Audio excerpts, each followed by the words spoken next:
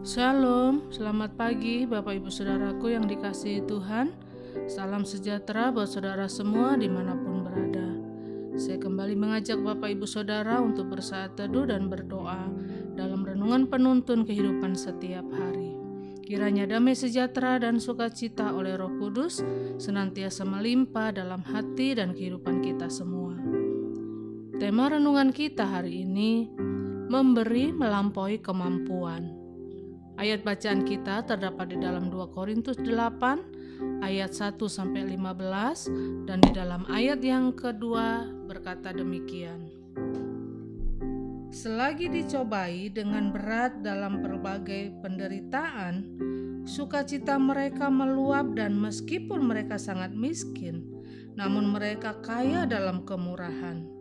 Aku bersaksi bahwa mereka telah memberikan menurut kemampuan mereka, bahkan melampaui kemampuan mereka.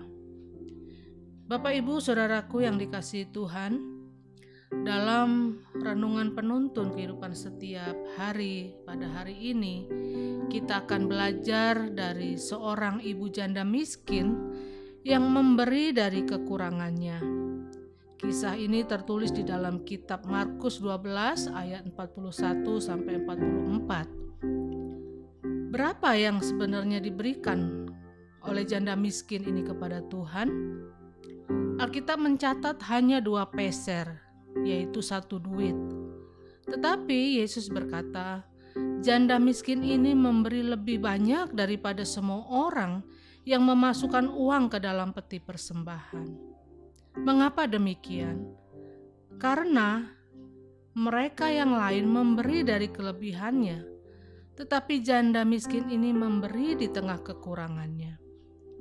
Jadi yang dimaksudkan dalam ayat bacaan kita hari ini bukanlah sekedar memberi berdasarkan kemampuan kita, tetapi kita memberi melampaui kemampuan kita.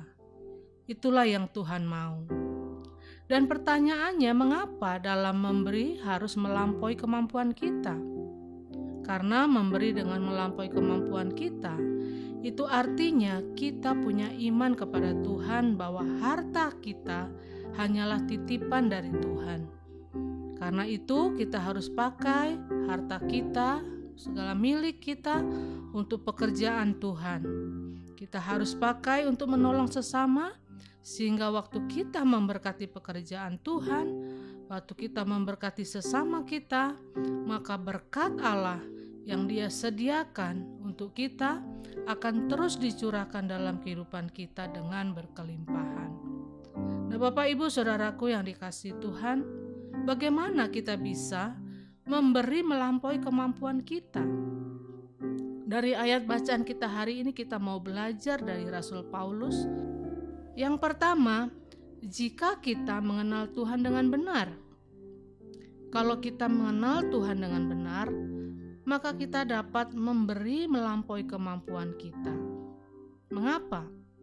Karena kita tahu Tuhan tidak pernah meninggalkan kita. Karena kita tahu bahwa Tuhan tidak pernah mengecewakan kita.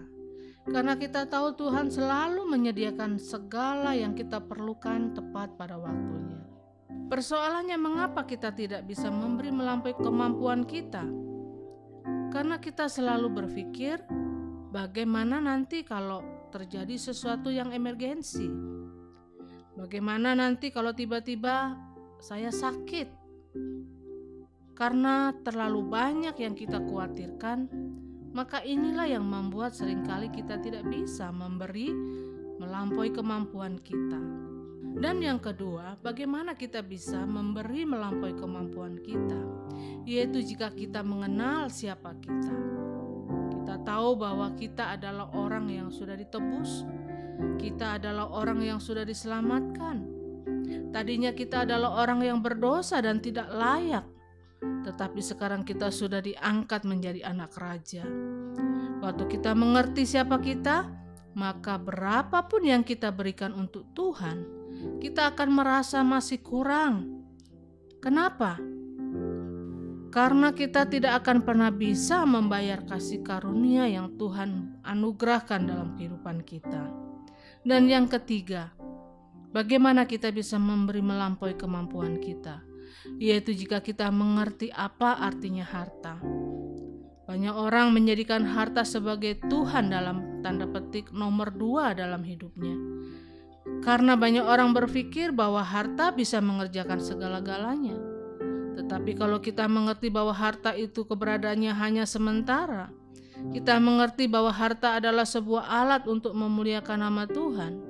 Sebagaimana Alkitab berkata, muliakanlah Tuhan dengan hartamu.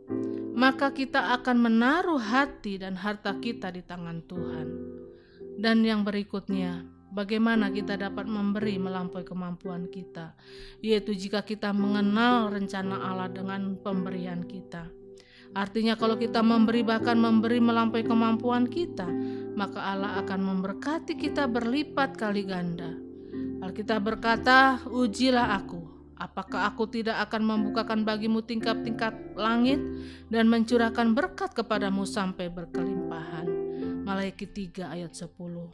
Jadi Bapak Ibu Saudaraku yang dikasihi Tuhan, hari ini kita ditantang untuk senantiasa mempersembahkan hidup kita, waktu kita, kemampuan kita, dan harta kita. Kalau kita berikan harta kita tanpa hati, maka tidak ada artinya apa-apa.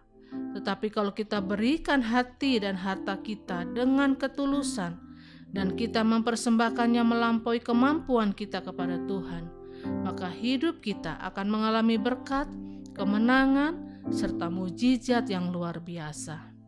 Amin. Mari kita berdoa. Bapa di dalam surga, terima kasih buat pagi hari ini, buat segala berkat anugerah Tuhan, buat kebaikan Tuhan yang boleh kami rasakan hingga detik ini. Kami bersyukur Tuhan buat setiap pemberian, buat setiap anugerah Tuhan dalam hidup kami. Dan lewat firman-Mu pada pagi hari ini kami diajar untuk kami memiliki hati yang memberi, hati yang murah kepada setiap orang. Dan kami mau belajar sebagaimana janda miskin yang memberikan seluruh kepunyaannya untuk kemuliaan nama Tuhan. Kami juga mau belajar memberi melampaui kemampuan kami. Karena kami percaya apa yang kami miliki semuanya datangnya dari Tuhan. Karena itu kami mau kembalikan untuk kemuliaan nama Tuhan. Di dalam nama Tuhan Yesus kami berdoa, bersyukur pagi ini. Haleluya. Amin. Kiranya berkat yang sempurna dari Allah Bapa kita, kasih karunia dari Tuhan Yesus Kristus, dan persekutuan yang indah dengan Roh Kudus menyertai kita semua dari sekarang ini dan sampai selama-lamanya. Maju terus dalam tuntunan Tuhan, tetap semangat, sampai jumpa esok hari dalam penuntun kehidupan setiap hari, dan Tuhan Yesus memberkati.